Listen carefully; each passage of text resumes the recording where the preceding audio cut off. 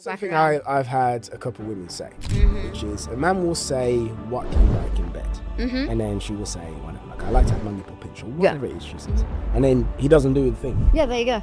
So that's a common thing that you've experienced. Yeah, 100%. I'll show you what women want. So hello, welcome to another episode of The Man Manual, hosted by me, Kieran. So what is this about? It's a show that's here to demystify the genders. Men don't understand women, women do not understand men. Nobody understands anyone. So we're here to change all of that. And today I am here with a special guest, an esteemed guest. Hello, Miss Mel. Hello. Thanks for having me. Well, thank you for being here to be had. Yeah. And actually, we also have another guest as well. We have a neighbourhood cat. He seems to have taken a liking to you. Doesn't care for me. No. I've been rejected. It is what it is. So, Mel, all right.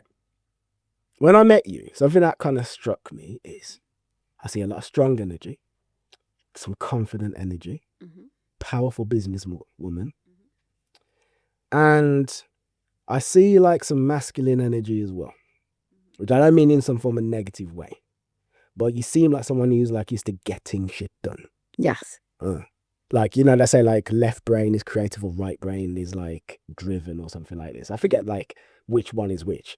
But whichever one is the forceful impact change in the real world version, that's what you seem to have.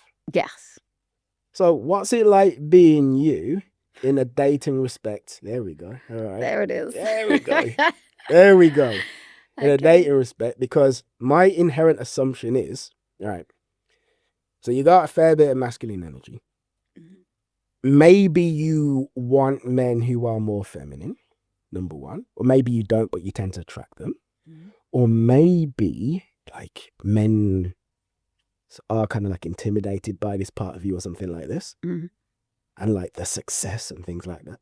Yeah, definitely. Like, definitely part three. Definitely part three, I find. We had a girlfriend and myself were out and somebody said, "Oh, you girls people must always speak to you, right?" And we were like, no, it's actually the opposite. And I think it is, you know, that obviously there's a masculine energy, but I think also we joked about it the other day and I do actually have a resting bitch face. I'm more aware of it now than I've ever been, but also my energy doesn't really put off, hey, I'm looking for attention from everybody, because I'm not. So, you know, when I think it's due, it's there. But when you think what's due? Well, when there's somebody that I might want to pay interest into, then the whole entire body language would change.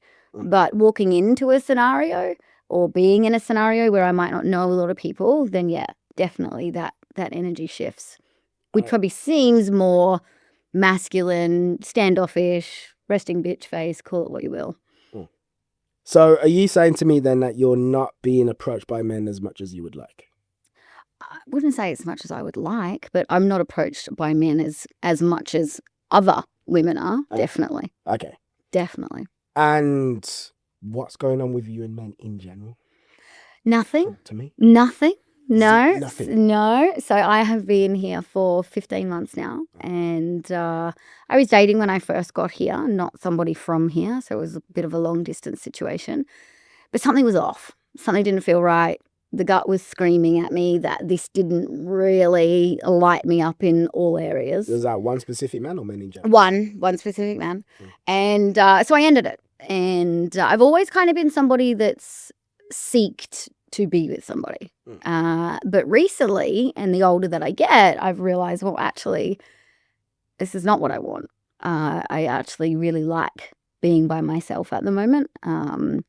That energy of just being able to do whatever I want, not having to check in, and just feeling free, I guess, to explore more of the journey that I'm on right now, rather than having to give to myself, give to a partner. Plus I have children as well. So I found, you know, for the last 15 years or so, it's been so much about give, whilst building businesses at the same time, that now it's time for me. And right in this second, I'm not sure that somebody fits into that dynamic.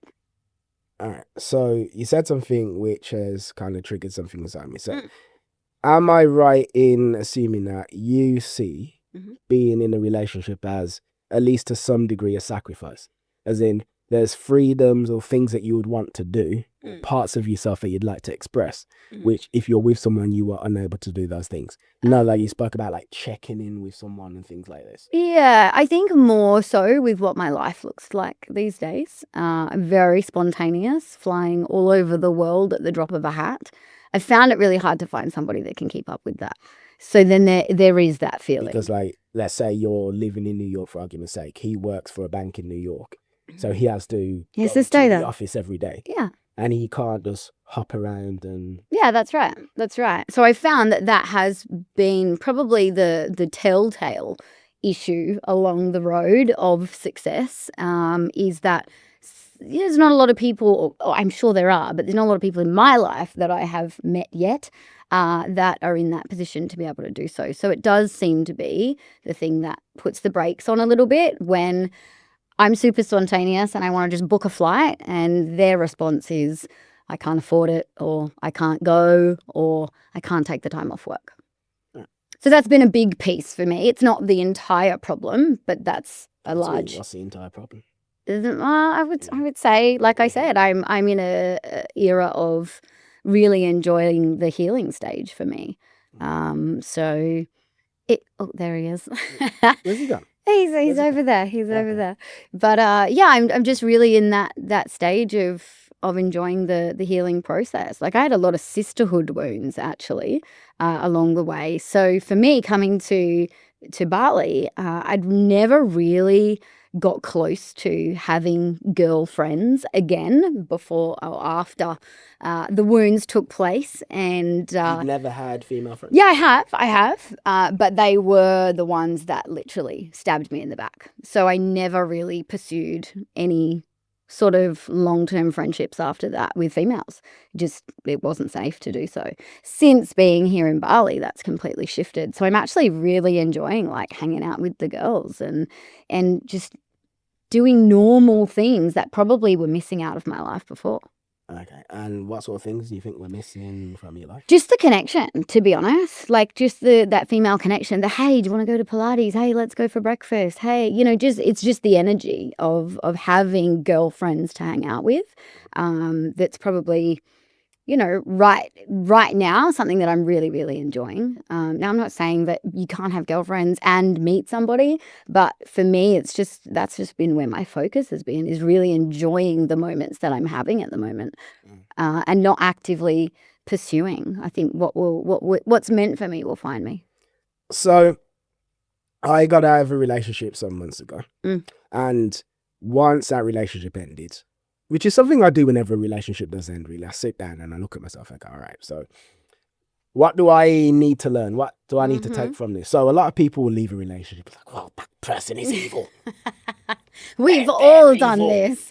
We've all done this. I've done it during the relationship. I've done it many times during the relationship. Like, she's an absolute bitch. But then after it's ended, right, I sat down and done, all right. So let's assume she was a bitch in some respects, right? Okay, cool. But where were you a prick, Kieran? Yeah. Where were you a prick? And also, what did you need to learn and things like this? And then took time. I always like take time to learn and to grow and things like this. And then as a result, I've never had the same relationship twice. Okay. Because I've always analyze the relationship to death after the fact to see what mistakes did she make that I should have seen, what red flags should I see, and the same in reverse. And it sounds like maybe you've done something similar where you've realized that you need to like learn and to grow and to come in. Yeah. And then you spoke about sisterhood. So me with my little analytical brain. Yeah. Because like I've got an analytical brain. Okay. So while you're talking, my brain's like, yeah, I can almost hear the cogs turning. Yeah. And then like putting together like a profile. Yeah. Like do. Yeah. Yeah. I can see it. So what I'm thinking is, like, it's kind of like feminine energy. Like this like feminine love or feminine connection. That was something that was like kind of lacking from your life. And you needed to come back into touch with that. Yeah. Is that true? Yeah, 100%. 100%. Because I think there's that portion that feeds the, female relationships that you have in your life. But I think also tapping back into that energy and having that energy around you is only going to bring it out in you more as well. I was always the girl that hung out with the guys, motocross and, monster trucks and all the things. I still am that girl. I still am that girl. But, that feminine energy is so refreshing to be around as well because, it doesn't look like that. Hanging out with the boys now in my 40s, it doesn't look like that anymore, It's time to grow up a little bit, just a little bit, not all the way. And I'm just really enjoying the feminine energy and that aspect that it's brought to my life. So why were do you have any ideas of why you weren't necessarily hanging out with girls that much when you were younger? Because what I'm thinking is, right? So good question. I see like the tattoos, right? Mm-hmm. And we've got the tattoos on the arms, the neck tattoo, and it makes you look quite fierce, right? In like a good way. You look like you can look after yourself. I don't need no one's protection, X, Y, and Z. And I could see, I mean, I don't know I don't know how long you've had these tattoos, but I could see some women being like a bit standoffish. Yes. Yeah. I could. Maybe. So did you find then for like a large chunk of your life that it was difficult to connect with women in a way that it wasn't with men? Such a good question. I think my circle, it fluctuated. And the people that were in that circle, I never really had anyone in my life, apart from my own mother, that was like, tattoos, no one's going to take you seriously. You can't look like, you're never going to be successful when you look like that. So there were certain people in my life that needed to be removed. And they were the closest to me. But in this journey, more so, most people have been pretty awesome, being heavily tattooed, and I've not really been judged too much by people in my circle, or if I have, they've not said it to my face. I'm not really asking about the tattoos per se. Like the tattoos just but it's the standoffish part, right? I'm just basically asking if there was some degree of war between you and women that there wasn't with men. And that you found it easier to connect to men than you did with other women. Not necessarily about the tattoos. I think because of my interests. And, if we go back like 25 years, I was a tomboy 25 years ago. Like, I'm not saying there wasn't tomboys then, but there was a lot less then, I find. And, there wasn't a lot of girls that were riding motocross. There wasn't a lot of girls that were driving around in big trucks. Trucks? Yeah. Easy. Yeah. Okay. So, I think... You were doing motocross and driving trucks? Yeah, and I still have one now. What other stuff were you doing? I still have now. Oh, my God. Wakeboarding, skateboarding. Skateboarding? All the things. Can you do a kickflip? No, probably onto my forehead now. But, and that was the thing. It was just, it wasn't that I chose to do things without girls and I made sure. It's just that they just weren't around. So I just got used to hanging out with the boys. And then when I was put into situations where there were a lot more girls, I was like, what is this conversation? Like, I don't want to talk about nails. I don't care, And it was just, honestly, it was just the topic of conversation that it just really didn't interest me. I would much rather hang out with the boys who, there was just less drama as well. They were just doing cool stuff all the time. All right, so something I've heard, a few like women who have lots of male friends say is, it's great having male friends and you connect with them X, Y, and Z. Sure. But then there's issues that occur where you think a guy's just a friend, and then it turns out he's been in love with you for X amount of time and things like that. Yeah. Because, all right, from a male perspective, something that I have noticed is that if a woman is being nice to me, it's usually because she's attracted to me. Not always. But like, let's say if I'm in a bar and some woman's smiling at me, she wants me to talk to her. It's almost never because, oh, hello, you just seem like a nice person, I'm smiling. If they have no interest in me, it's usually just like this. Anyway, so what I'm getting at is you're friends with these guys, right? And you're laughing with them, you're joking with them. And here's the thing as well, you're into the same stuff as them. So growing up, I wasn't into motocross, but I was into video games. Yeah. Massively in comic books, right? If there was some woman, like some girl that I was friends with, and she was into video games and comic books, and we're talking about it and we're playing it together, it'd be very difficult for me to not be like, Really? Yes. Yeah. 100%. Maybe. But like, did that not happen though? No. So I never ever dated or was with intimately any of my guy friends. No, but I'm not asking if you were with them. Saying like, But yeah, like we loved each other for sure. But were we in love? No way. I'm asking if guys were into you and you basically had awkward situations. No, I can't. Not any that I could remember. Okay. Not any where people sort of overstepped the line. And I had to go, hey, hang on a second. I think because of my demeanor and because of the way that I hold myself, the boundary was very clear from the start. So maybe they did, but they didn't say anything. And these people I'm still friends with to this day. Honestly, quite likely. Maybe. I think so. Maybe I should ring them now. I think so. I highly doubt none of those guys. Maybe. I mean, a couple of them did say, hey, if we're not married by the time we're 40, we'll just get married. But you know what? We're all 40 and not married. And we're certainly not running towards each other. So, and I'm really glad because they look really different these days. In a good way? No, not all of them. No way. No Actually, way. on a slight tangent, something I read once, and it's so true, is that once you hit your 40s, you can tell who looked after themselves and who didn't. Yeah. Because you're at the age where you, for attractiveness or whatever, is no longer free.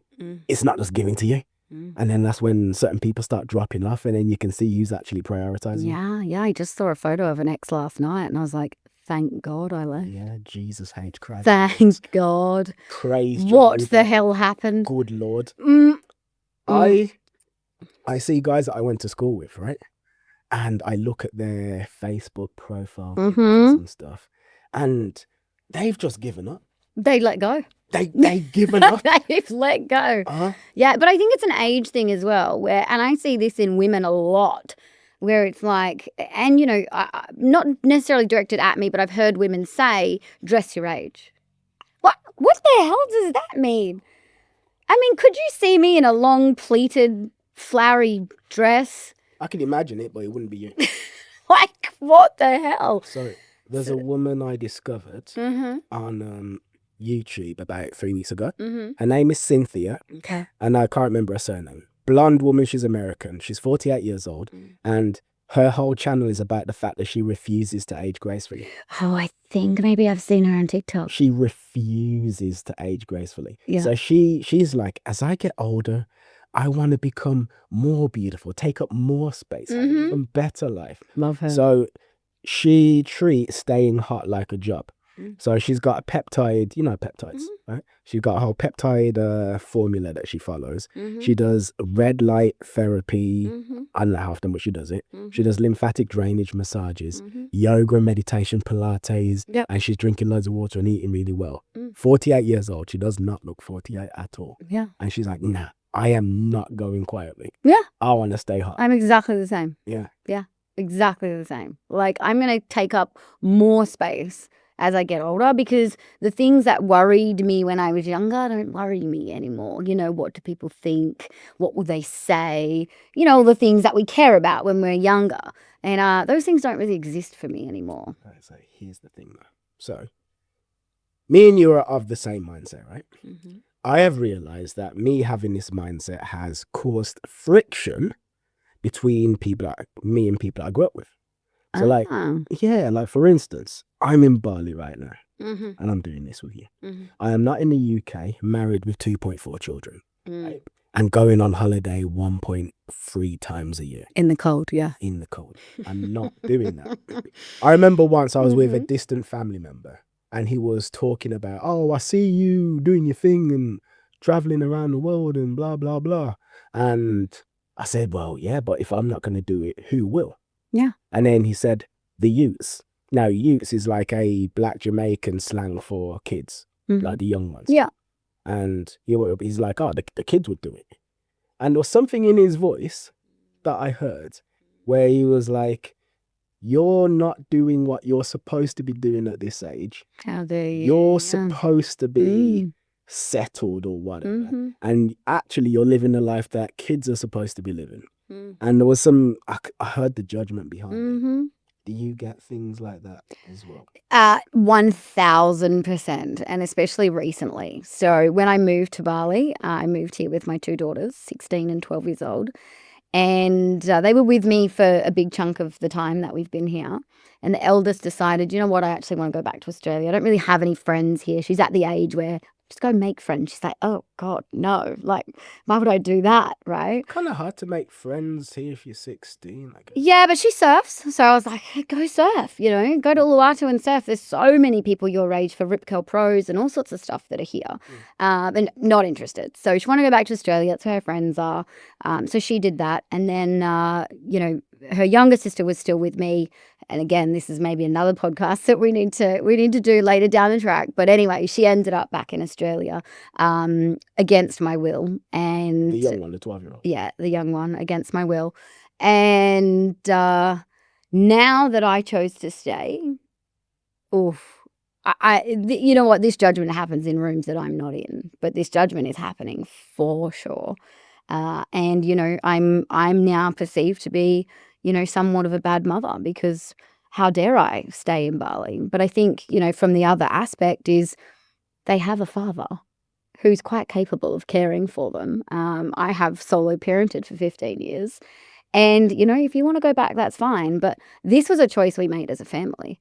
And if you change your mind, that's okay. But it doesn't mean that I have to pack up our entirety and follow you back to Australia for maybe, you know, a few weeks before you change your mind and you want to come back to Bali again, you know, because they're teenagers, right? So they this is what happens. They're in and out of their decisions quite often. So, you know, now I know for a fact that, you know, there's a lot of people that are like, wow, you're over there having a great old time while your kids are in Australia. But you know what? They're well cared for and they actually have the best life between Australia and Bali. They literally just call me, Mum, I want to come over, and they get put on the next plane. So wish I had that life as a child. How does it feel being judged like that then? Walking around knowing that? That one was tough.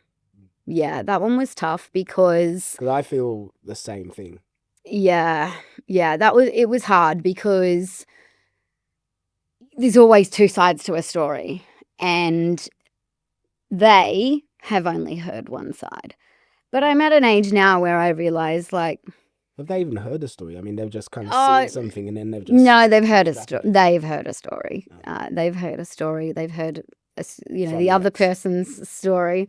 You know, but also, I guess with all of this is they're not weighing up the entire story, you know, as a whole. And it's like, well, where was he for 8 years of their life? You know what I mean? No one really cares about the MIA situation that happened for 8 years. And that was completely MIA. Like, not available whatsoever for parenting. Whereas, you know, I'm still hugely parenting. You know, I speak to them every single day. I'm still helping them make decisions. My daughter was on the phone to me last night asking me how to not make her cookies be sloppy so that they actually cooked properly. You know, so there's loads of things that we're still doing. I was only in Australia 2 weeks ago and I'm back there in another 4 weeks. You know, we're back and forth all the time. But that judgment, because I chose not to fight to tell my side of the story, because I don't need to prove myself to any one of those people over there, that, you know, I had to sit with it. I had to really sit with it. And all of the things that were coming up, you're a bad mom, you're this, you're that. Is it true? No. Was that just the story that I was buying into due to their beliefs or their judgments? Yes. Do I believe I'm a bad mom? Hell no. Like, not at all. Do my kids think I'm a bad mom? Hell no. Do my kids understand the situation and why I wanted to stay? Yeah. So who do I need to explain myself to? But there was definitely a few weeks there where I was like, oh my God, you know, I want to spray this all over social media and make sure people know my stance on, you know, this whole situation. And then I just sat with it and I thought, you know what, the people that know me, love me and care about me, they know the story. They know. So I relate to a lot of what you said. I mean, obviously I don't have children and I've not been in a situation where I'm in one country, my children are in it. But the general gist of feeling like the people who are supposed to be closest to you, who have known you for the longest period of time, that they're looking at you and judging everything that you do. Yeah. It's crazy. And my dad said, you know, maybe because, my daughter being a teenager, she goes through these stages, right, where love you, hate you, completely normal. Whether I was in the country or not, we'd probably fight more, to be honest. And my dad said, yeah, well, maybe she just wants her mum to come home. And I was like, does she? Or maybe she's just a teenager.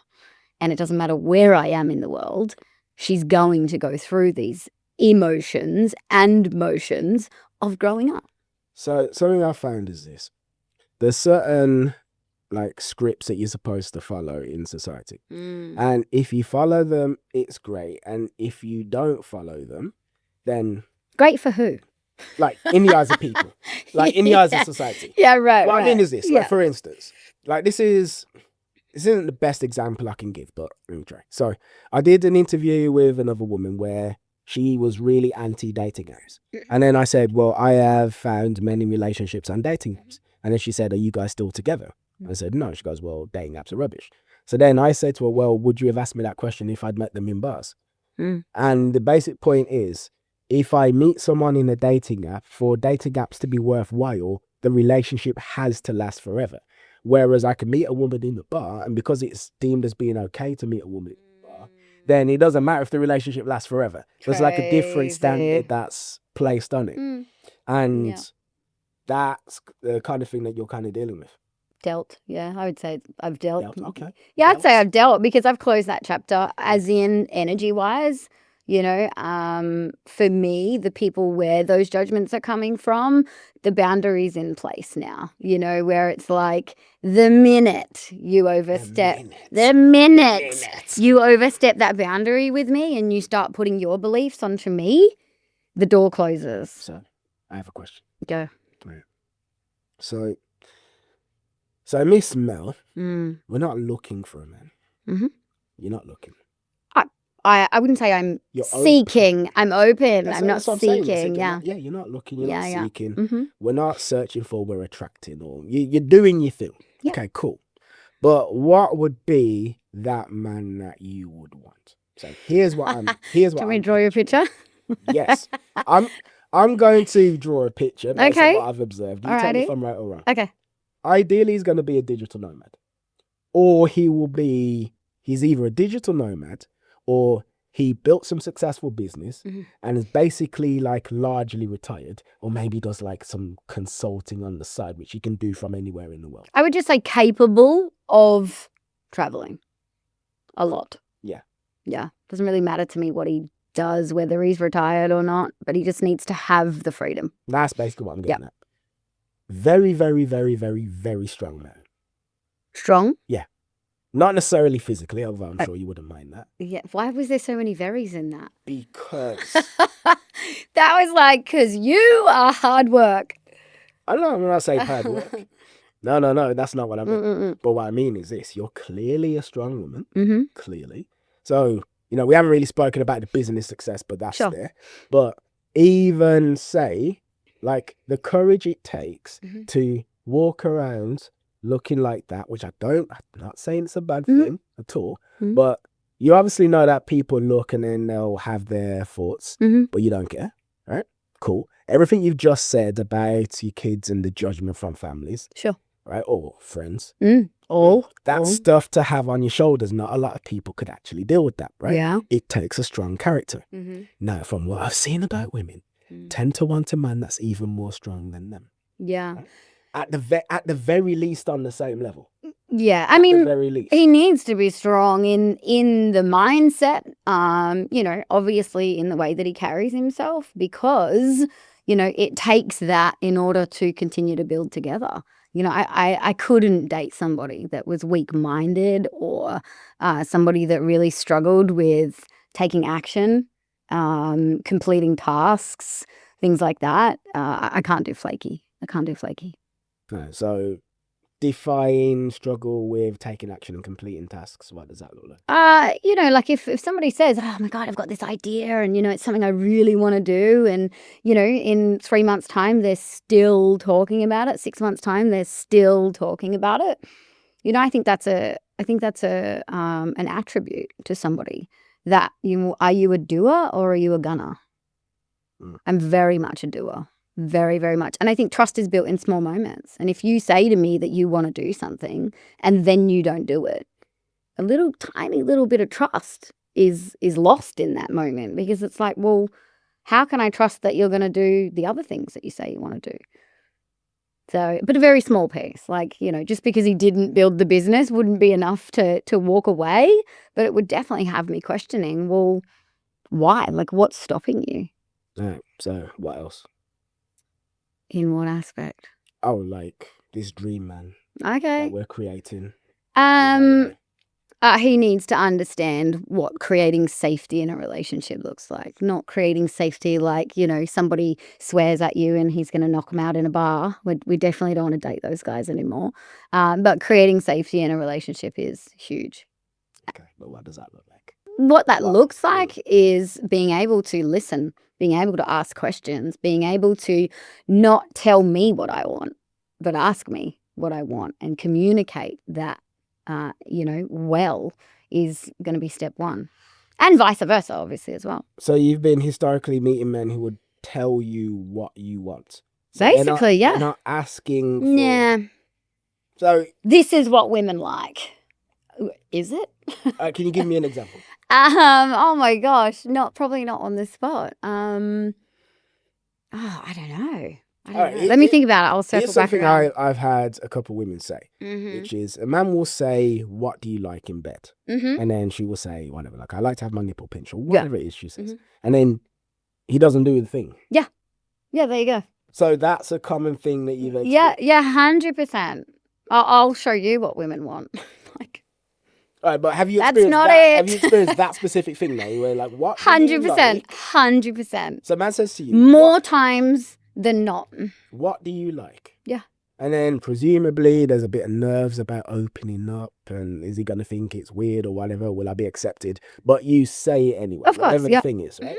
And then after you've said it, and he's presumably gone, "Oh yeah, that's cool," which then makes you feel comfortable or safe or whatever. Like, oh, heard, probably more so. Seen and heard. Yeah. Right. So you feel seen and heard, but then he doesn't do the thing. Yeah. So then now you feel misunderstood and confused, and that seen and heard has now just been kind of revoked. And in that moment, a little piece of trust has gone again. So these little tiny building blocks that make you go, when I ring him, I know he's going to answer. Or when I need him, I know he's going to show up. Even if he said he was going to be here at 10 and it's 20 past 10, he'll be here. I know he'll be here. Something's happened, or, something's in the way, he'll be here. Like, that's what I'm looking for. The rock solid knowing, due to the good communication, due to, the understanding. And men like that really rare. I haven't met one yet. You haven't met a man who will say to you... Actually, no, I have, but he's a friend. Not somebody that I'm attracted to in a situation like But still, you've just said A. So, in all your years of existence on this planet, right? You've met one man who will say to you, "I'm going to do X." Like, I don't know. Like, let's say for argument's sake, you're like, "Oh my God, this thing's happened. Oh crap." He's like, "Don't worry, I'll put $5,000 in your account." And then, like, he actually does it. Just as a random example. You only met one man. No. But if I could think about now in my life, the strong men that I have in my life that are friends, I would say... let's say, for example, there's 5 of them. I would say 2, maybe 3 keep their word. But is it all the time? But they're not my partner either. So they're a friend as well. So I guess, those expectations of what he must do, it's not really as...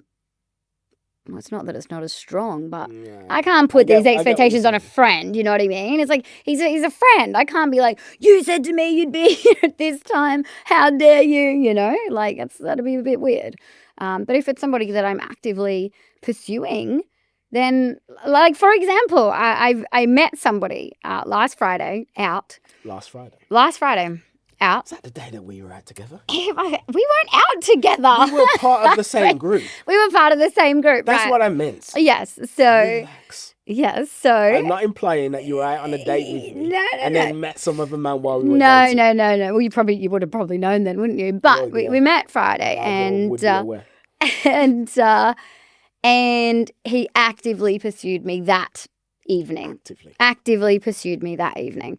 And anyway, we got separated that evening due to a misunderstanding. He got let into a club. I hadn't been let in yet, but he didn't see that. Blah, blah, blah. We got separated. I ended up ringing the girls and I went out with the girls instead. I never check my phone when I'm out. Like, you could be dying. Don't call me because it's in my bag and it stays in my bag. You're busy. I'm busy, yeah, and I'm present as well. And anyway, the next morning I check my phone and I see all these messages at like 2:30 a.m., 3 a.m. Oh my God, where are you? Like, I've looked everywhere for you. Anyway, I was like, oh, okay, no worries. And then it's gonna be quite funny because maybe he's one of your friends and he's gonna see this. Possible. Anyway, you're getting called out. You're getting called out. So anyway, I was like, sorry, you missed your messages. Definitely, let's try and catch up again. And he was like, what are you doing today? And I was like, oh, I'm a little bit hungover, to be honest. I said, not really much. And he's like, do you want to hang out? Sure. Yeah, no worries. Do you want to hang out at mine or do you want me to come to yours or like, what do you want to do? I was like, look, I'm not leaving my place. I'm going to just lay in the pool, lay in the sun. So you're more than welcome to come round to my place. So he came round. He was there for a few hours chatting. Nothing has happened between us. Nothing to report, right? Apart from chatting, good energy, on the same kind of wavelength, mindset-wise, not at the same level in business, whatever.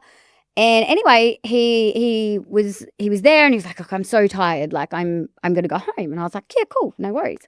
Let's hang out again. And he was like, yeah, for sure.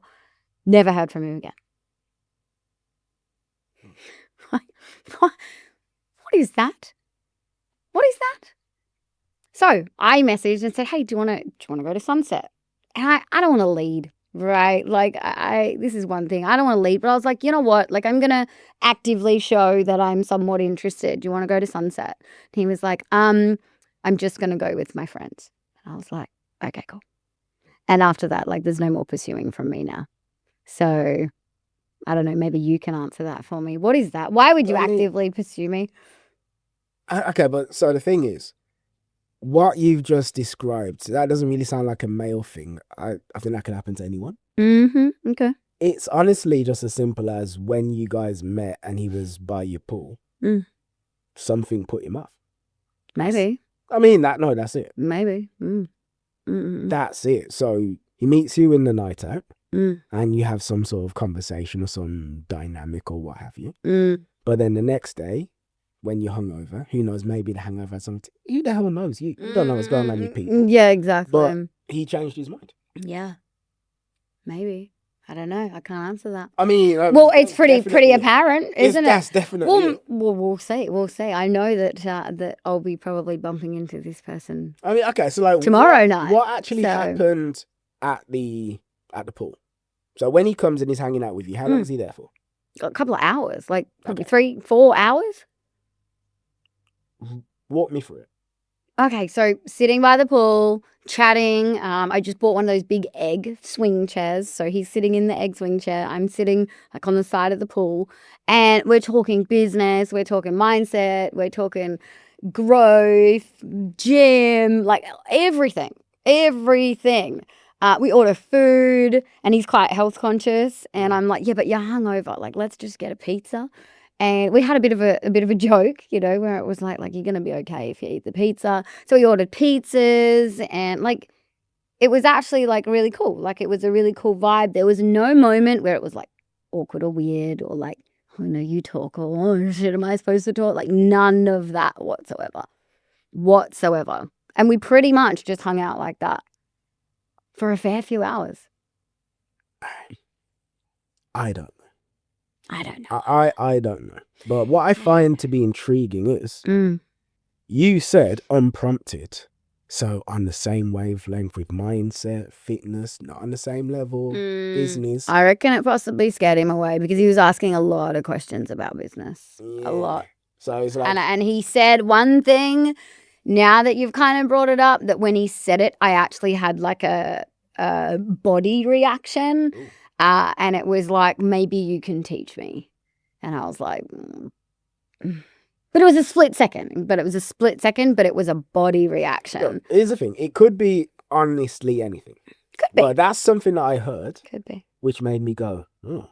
Here's the thing. So it's like, women usually want their men to be superior in certain aspects. I'm sure the next guy you get with, you would rather was even more established in business. So, as men, we're kind of aware of that fact. So someone's like, well, I mean, this is what I've built. Well, how are you meant to be Mr. Big, strong, confident, masculine, dominant, protective entity? But who knows? Maybe that's not it. Maybe it isn't. I think it is. I mean, maybe it's not. Maybe he was just like, you know what, she's not for me. But it is intriguing that there was the need to. Because there was a body response when he said that. And that's why. Body response. Yeah, like, when you're just chatting away and he probably. Maybe he felt that. Well, I mean, if there's a body response, right? I find it hard to imagine a body response wouldn't show up like some kind of jolting. Yeah, I don't know. Maybe. I have facial expressions that I pulled that I don't even know that I've pulled them. So maybe it was one of those. I'm not sure, and that's okay. But I think also, the really cool thing about knowing that you're actually growing, because there's we talk about growth and we talk about. But have you ever just thought, like, well, am I actually growing? Like, I'm doing the work. I'm I'm constantly actively working on myself. But am I doing the work? And it's in moments like that where the old me would have been like, oh my God, what's happened? I'm not good enough. All of those bullshit stories would have come in again. And, knowing that you've done the work is when you're like, it's okay. Like, you win some, you lose some, I'm sure that there's still a friendship there. If anything, maybe there is, maybe there isn't, but I'm okay no matter what. Because what's meant for me will find me. So, yeah, it was in that moment I was like, oh, she's grown a little bit. Right. So I got 2 questions. What red flags have you learnt to spot in men? And what, let's say, red flags have you learnt to spot in yourself? Oh, yeah.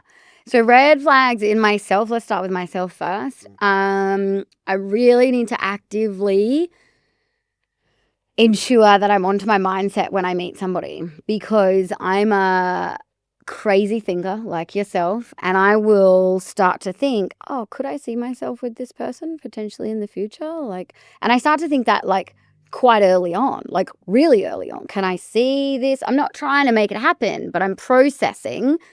Can I see myself with this person long term? Can I, right? And I really need to be aware of that, because I need to focus on energy, not future at the start. And that's something that's probably a red flag of mine that I need to be super aware of. Probably another red flag of mine would be, well, it is a red flag of mine, would be, probably that masculine side that you talked about, and ensuring that I actively allow myself to fall into my feminine more. But in saying that, I think that that's a two-way street, because if I don't feel safe to do so, it's not going to happen. So, I think he's got to kind of meet me halfway on that one. So, yeah, go. All right. How can I put this? Why does he need to meet you halfway? So, let me explain. If I was to say, for me to be masculine, a woman needs to be feminine. So, I'm going to be feminine. And then if she wants to be me to be masculine, then she needs to be feminine first. When really, and I'm not saying I should be masculine or feminine, but me being masculine is just me. So the implication I'm hearing is being feminine is a risk. It can be. In my experience. Because you're opening yourself up to attack, or there's protection that's no longer there. Yeah, 100%. Ooh. Juicy. How so? Juicy. Yeah. So for me, it's like a huge past of domestic violence. In relationship? Yeah. Relationship. Yeah. Where's my cat? We need my cat. Yeah, where's the cat? We need the cat. Can Oh, we you have put the him cat back? out. We need the cat. No, we wanted the cat. It's good for the engagement. Yeah, so a relationship, there was one. There was one that was monumental in teaching me what lack of safety looked like. So then, basically, let's say this. So there's still parts of me that I'm working on to not see, well, this is unsafe right from the start, and then I need to, work out that it's safe. I need to kind of flip that. So that's probably, I wouldn't say it's a red flag. It's just a trauma. It's just a trauma, and it's something that, for me, I need to actively continue to be really aware of, is that I don't feel safe immediately in situations with people. I need to know their energy. I need to learn a little bit more about them in order to do so. Because, let's say, the soft and feminine side of Mel has less, let's say, protections or 100%. things like this. Yeah, 100%. But also, it's a choice. It's an active choice for me to allow you to see that side. And I think that, for me, I absolutely love that about myself, is that if you know me, you get a certain version. If you don't know me, the version's completely different. Same person, you wouldn't necessarily be able to pick, oh, well, I got, the crazy version this day and I got the good version. No, it's more how much I let you know about me and how close I let you get to me. Sounds like being analysed here. That's why we're here. Yeah, perfect. Is that okay? Yeah, go for it. All right, so it sounds like the strong Mel, while she's like the defender of soft feminine Mel, who lacks the ability to fight back and necessarily defend herself, that most of the pleasure and the enjoyment and the joy is actually with her. Yeah. That's what it sounds like. Yeah, because the protective Mel, you will only see it if A, you first met me and I don't know you. You'll see that, or B, you deserve to see it. Otherwise, you're pretty good. You'll see the more chilled version for sure. So then it's like you can be safe. You can be safe but limit your joy, or you can be vulnerable, which has the net effect of the possibility for extreme joy. If you see what I mean. So defender Mel keeps soft Mel safe, but defender Mel can only be so, let's say, fulfilled or blissful. Soft Mel can be hurt, but if soft Mel isn't being hurt, the level of joy that she can experience is through the roof. Crazy. Which is probably true for most women. Yeah. Yeah, 100%. I don't think you're alone with that. 100%. But I think also, like, the masculine side of me, or that hard shell that you see, like I said, you're seeing it for a reason. And it's A, you've just met me, or B, you deserve to see it. Because, yeah, if you know me, that doesn't exist. If you ask anybody that knows me, they don't see that side at all. But they do see the driven, determined, lock in when I need to and let my hair down when I need to version. So yeah, it's only there if it needs to be there. Sorry. And red flags in men. Talk to me. Fucking hell. Red flags in men. Can't believe they got rid of the cat. Yeah. The cat was meant to be here for our engagement. Yeah. We need to go and find another one. Yeah. Oh no, next time. Next time I'll bring an animal. Please. I was going to bring my dog, actually. I thought about bringing her. Please, yeah. Yeah. Oh, she would have terrorized the joint by now. But yeah, look, red flags in men. Look, I think there's a difference between a red flag and I think a man that just hasn't quite evolved yet. Yeah. So some girls would just be like, oh, that's a red flag because we went on a date and all he did was talk about himself. I don't think that's a red flag. I just think that's a dude that's probably a little bit nervous, doesn't really know how to handle the situation. But I think, definitely a big red flag, is violence, 1,000%, and I think anyone would say that. But Which you've encountered. Yeah, but I think you'll see it in different ways, and I think before it actually happens. Yeah, 100%. And a big red flag, I think, is men who drink and all of a sudden they want to punch on and fight and get violent, and their demeanor changes drastically in that moment. I think that's a huge red flag, because I think that you should be able to somewhat control the outcome that you're driving yourself towards. Like, if you want to get yourself blackout drunk, then, go for it. What are you seeing in a man who's going to be violent, has the potential to be violent, but hasn't done it yet? Like, what signs are you seeing that point towards him leading to that kind of act? Now, if I was to look back, there was lots and lots of love bombing. Lots and lots of love bombing. Lots of control, but it didn't look like control at the start. It looked like, oh my God, like he just wants to look after everything. Lots of control, but also, things like, I'm going to go out with the girls. Oh, but I've already booked dinner. And I was like, well, we didn't speak about this. So there's all these little things that I was so in love with back then, because I was like, oh my God, like, look at this guy showing up. But he wasn't. He was taking control right from the start. That doesn't look like the potential for violence. That looks like manipulation. Yeah, which again turned into violence. No, granted. In my situation, it did. But what I'm just thinking is, like, I see that and I think, okay, this looks like a man to avoid, definitely. Yeah. And then this looks like down the line it's, don't go out wearing that fucking dress. Yeah, that's exactly what it could go out with that friend. Yeah, that's exactly what it turns into. What the hell are you doing? So it looks like a man is subtly trying to leave you into a box. Yeah. But not necessarily a man that's going to hit you. No, not necessarily, but look, I think you're a lot higher likely that there's a few screws loose already. So a man that feels like he needs to manipulate you, I guess already is somebody who you would be uncertain of what his capabilities are.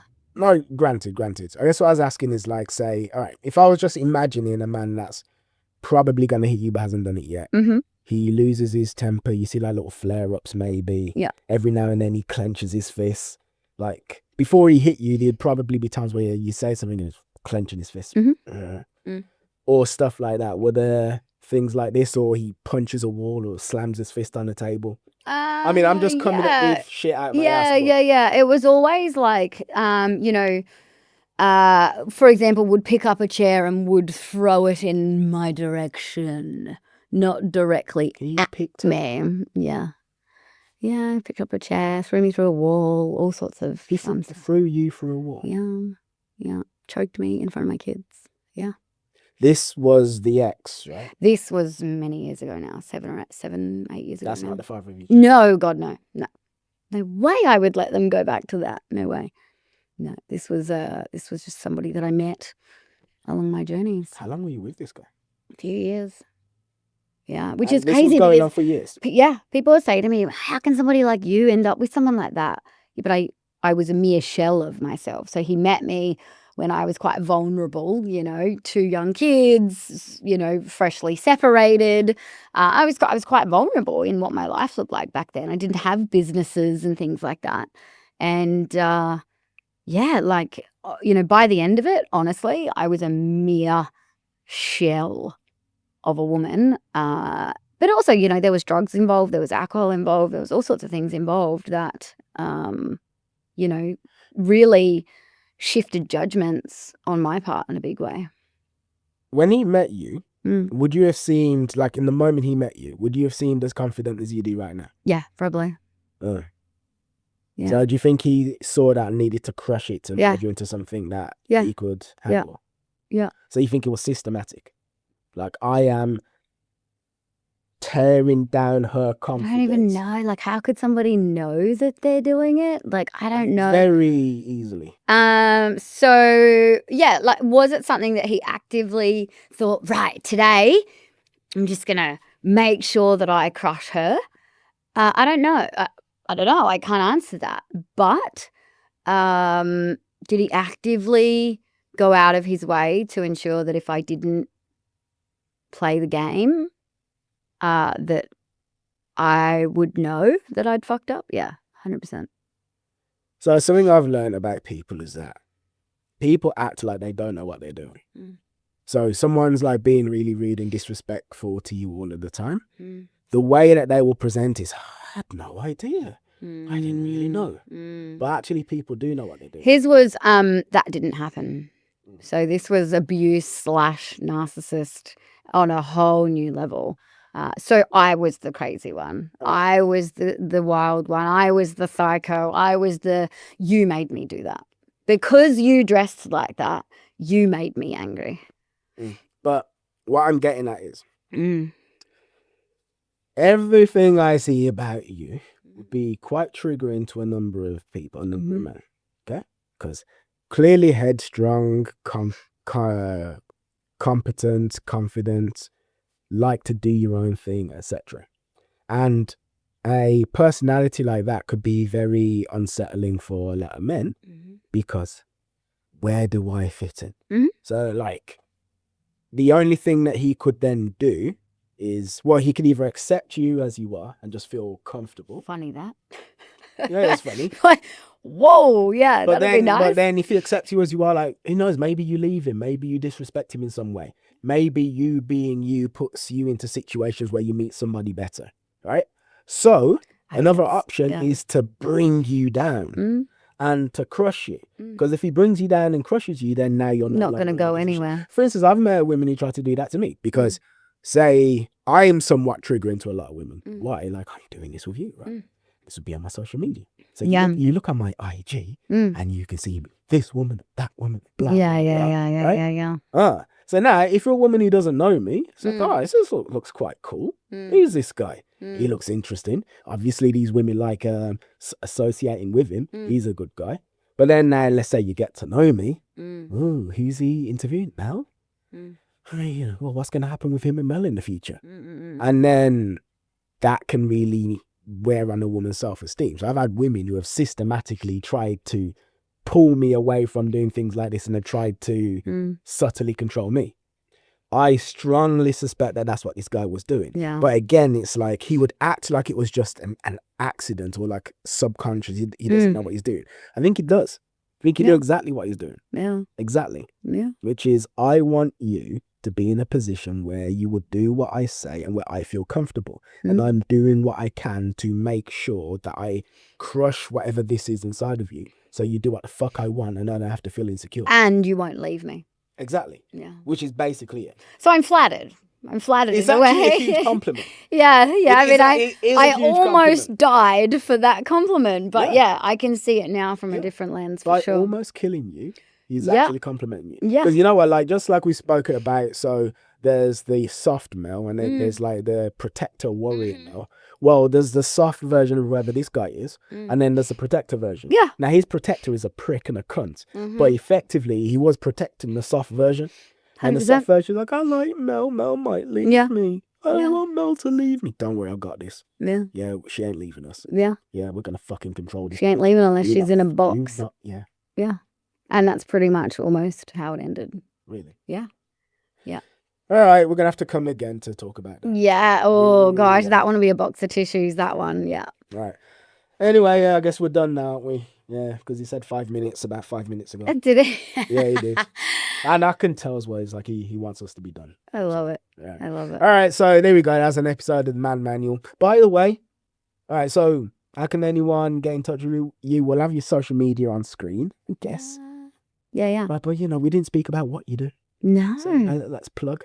Yeah. Well, definitely dating. Don't come to me for any of that. But business. However, online business and ecosystem automation. This is my absolute jam. So people can find me on Instagram under melbrand_official, or the website, which is www.lifestyleind.com. And basically, as I always say, if you've been watching this and you like the cut of our jib, or like you're intrigued in some way, let us know. Like, drop a comment. Have you been in a situation? Have you been that love bombing guy who manipulated women? Have you had women manipulate you? Do you relate to anything that's being said? I want to hear from the heavily tattooed women. Yeah.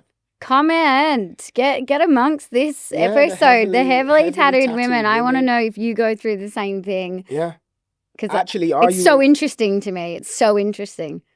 Yeah, actually, I would even like add to the heavily tattooed women. So like women who exude a lot of like natural strength. Yeah. And you find men who want to crush that strength. Or they just don't talk to you at all. Yeah. Yeah. Or they completely avoid you. So there's that. Anyway, if you do like the video, please do drop a like and subscribe as well. Because number one, it makes me feel good about myself.